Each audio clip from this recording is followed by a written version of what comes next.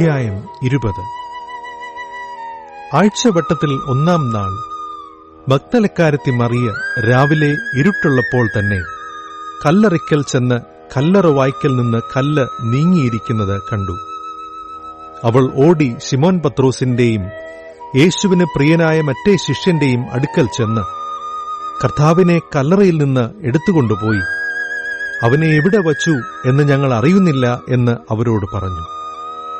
അതുകൊണ്ട് പത്രോസും മറ്റേ ശിഷ്യനും പുറപ്പെട്ട് കല്ലറയ്ക്കൽ ചെന്നു. ഇരുവരും ഒന്നിച്ച് ഓടി. മറ്റേ ശിഷ്യൻ പത്രോസിനേക്കാൾ വേഗത്തിൽ ഓടി ആദ്യം കല്ലറയ്ക്കലെത്തി. കുനിഞ്ഞു നോക്കി ശീലകൾ കിടക്കുന്നത് കണ്ടു, അകത്ത് കടന്നില്ലതാനും. അവന്റെ പിന്നാലെ ശിമോൻ പത്രോസും വന്ന് കല്ലറയിൽ കടന്നു. ശീലകൾ കിടക്കുന്നതും അവന്റെ തലയിൽ ചുറ്റിയിരുന്ന റൂമാൽ ശീലകളോടുകൂടെ കിടക്കാതെ വേറിട്ട് ഒരിടത്ത് ചുരുട്ടി വച്ചിരിക്കുന്നതും കണ്ടു. ആദ്യം കല്ലറയ്ക്കലെത്തിയ മറ്റേ ശിഷ്യനും അപ്പോൾ അകത്ത് ചെന്ന് കണ്ട് വിശ്വസിച്ചു. അവൻ മരിച്ചവരിൽ നിന്ന് ഉയർത്തെഴുന്നേൽക്കേണ്ടതാകുന്നുവെന്നുള്ള തിരുവെഴുത്ത് അവർ അതുവരെ അറിഞ്ഞില്ല. അങ്ങനെ ശിഷ്യന്മാർ വീട്ടിലേക്ക് മടങ്ങിപ്പോയി. എന്നാൽ മറിയ കല്ലറയ്ക്കൽ പുറത്ത് കരഞ്ഞുകൊണ്ട് നിന്നു. കരയുന്നതിനിടയിൽ അവൾ കല്ലറയിൽ കുനിഞ്ഞു നോക്കി. യേശുവിന്റെ ശരീരം കിടന്നിരുന്ന ഇടത്ത് വെള്ളവസ്ത്രം ധരിച്ച 2 ദൂതന്മാർ, ഒരുത്തൻ തലയ്ക്കലും ഒരുത്തൻ കാൽക്കലും ഇരിക്കുന്നത് കണ്ടു. അവർ അവളോട്, സ്ത്രീയെ, നീ കരയുന്നതെന്ത് എന്ന് ചോദിച്ചു. എന്റെ കർത്താവിനെ എടുത്തുകൊണ്ടുപോയി, അവനെ എവിടെ വച്ചു എന്ന് ഞാൻ അറിയുന്നില്ല എന്ന് അവൾ അവരോട് പറഞ്ഞു. ഇത് പറഞ്ഞിട്ട് അവൾ പിന്നോക്കം തിരിഞ്ഞ് യേശു നിൽക്കുന്നത് കണ്ടു. യേശു എന്ന് അറിഞ്ഞില്ലതാനും. യേശു അവളോട്, സ്ത്രീയെ, നീ കരയുന്നതെന്ത്? ആരെ തിരയുന്നു എന്ന് ചോദിച്ചു. അവൻ തോട്ടക്കാരൻ എന്ന് നിരൂപിച്ചിട്ട് അവൾ, യജമാനനെ, നീ അവനെ എടുത്തുകൊണ്ടുപോയി എങ്കിൽ അവനെ എവിടെ വെച്ചു എന്ന് പറഞ്ഞു തരിക, ഞാൻ അവനെ എടുത്തുകൊണ്ട് പൊയ്ക്കൊള്ളാം എന്ന് അവനോട് പറഞ്ഞു. യേശു അവളോട്, മറിയേ എന്ന് പറഞ്ഞു.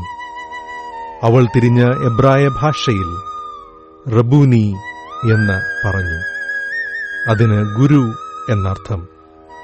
യേശു അവളോട്, എന്നെ തൊടരുത്, ഞാൻ ഇതുവരെ പിതാവിന്റെ അടുക്കൽ കയറിപ്പോയില്ല. എങ്കിലും നീ എന്റെ സഹോദരന്മാരുടെ അടുക്കൽ ചെന്ന്, എന്റെ പിതാവും നിങ്ങളുടെ പിതാവും എന്റെ ദൈവവും നിങ്ങളുടെ ദൈവവുമായവന്റെ അടുക്കൽ ഞാൻ കയറിപ്പോകുന്നു എന്ന് അവരോട് പറക എന്ന് പറഞ്ഞു. മഗ്ദലക്കാരത്തി മറിയ വന്ന് താൻ കർത്താവിനെ കണ്ടു എന്നും അവൻ ഇങ്ങനെ തന്നോട് പറഞ്ഞു എന്നും ശിഷ്യന്മാരോട് അറിയിച്ചു. ആഴ്ചവട്ടത്തിന്റെ 1-ാം നാൾ ആയ ആ ദിവസം നേരം വൈകിയപ്പോൾ ശിഷ്യന്മാർ ഇരുന്ന സ്ഥലത്ത് യഹൂദന്മാരെ പേടിച്ച് വാതിലടച്ചിരിക്കെ യേശു വന്ന നടുവിൽ നിന്നുകൊണ്ട്, നിങ്ങൾക്ക് സമാധാനം എന്ന് അവരോട് പറഞ്ഞു. ഇതു പറഞ്ഞിട്ട് അവൻ കൈയും വിലാപ്പുറവും അവരെ കാണിച്ചു. കർത്താവിനെ കണ്ടിട്ട് ശിഷ്യന്മാർ സന്തോഷിച്ചു. യേശു പിന്നെയും അവരോട്, നിങ്ങൾക്ക് സമാധാനം. പിതാവ് എന്നെ അയച്ചതുപോലെ ഞാനും നിങ്ങളെ അയക്കുന്നു എന്ന് പറഞ്ഞു. ഇങ്ങനെ പറഞ്ഞ ശേഷം അവൻ അവരുടെ മേൽ ഊതി അവരോട്, പരിശുദ്ധാത്മാവിനെ കൈക്കൊള്ളുവിൻ. ആരുടെ പാപങ്ങൾ നിങ്ങൾ മോചിക്കുന്നുവോ അവർക്ക് മോചിക്കപ്പെട്ടിരിക്കുന്നു. ആരുടെ പാപങ്ങൾ നിർത്തുന്നുവോ അവർക്ക് നിർത്തിയിരിക്കുന്നു എന്ന് പറഞ്ഞു. എന്നാൽ യേശു വന്നപ്പോൾ 12 ഒരുവനായ ദിദിമോസ് എന്ന തോമസ് അവരോട് കൂടെ ഉണ്ടായിരുന്നില്ല. മറ്റേ ശിഷ്യന്മാർ അവനോട്, ഞങ്ങൾ കർത്താവിനെ കണ്ടു എന്ന് പറഞ്ഞാറേ. ഞാൻ അവന്റെ കൈകളിൽ ആണിപ്പഴുത് കാണുകയും ആണിപ്പഴുതിൽ വിരൽ ഇടുകയും അവന്റെ വിലാപ്പുറത്ത് കൈ ഇടുകയും ചെയ്തിട്ടല്ലാതെ വിശ്വസിക്കയില്ല എന്ന് അവൻ അവരോട് പറഞ്ഞു. 8 ദിവസം കഴിഞ്ഞിട്ട് ശിഷ്യന്മാർ പിന്നെയും അകത്ത് കൂടിയിരിക്കുമ്പോൾ തോമാസും ഉണ്ടായിരുന്നു. വാതിലടച്ചിരിക്കെ യേശു വന്ന് നടുവിൽ നിന്നുകൊണ്ട്, നിങ്ങൾക്ക് സമാധാനം എന്ന് പറഞ്ഞു. പിന്നെ തോമാസിനോട്, നിന്റെ വിരൽ ഇങ്ങോട്ട് നീട്ടി എന്റെ കൈകളെ കാണുക, നിന്റെ കൈ നീട്ടി എന്റെ വിലാപ്പുറത്ത് ഇടുക, അവിശ്വാസിയാകാതെ വിശ്വാസിയായിരിക്ക എന്ന് പറഞ്ഞു. തോമാസ് അവനോട്, എന്റെ കർത്താവും എന്റെ ദൈവവും ആയുള്ളോവേ എന്ന് ഉത്തരം പറഞ്ഞു.